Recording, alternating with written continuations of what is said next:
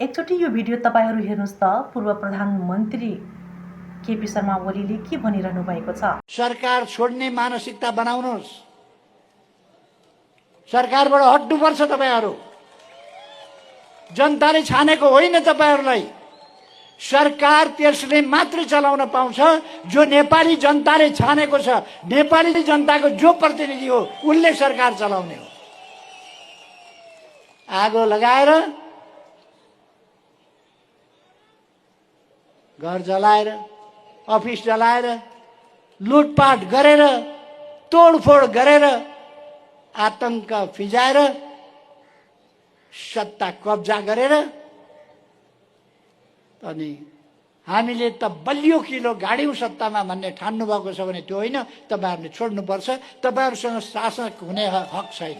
सरकार छोड्न मानसिकता बनाउनुस् भन्दै उहाँले आक्रोश पोखिरहनु भएको छ। तपाईहरु यो भिडियो हेर्न सक्नुहुन्छ। तपाईले यो भिडियो कस्तो लाग्यो आफ्नो राय सुझाव दिन नबिर्सनुहोला। धन्यवाद।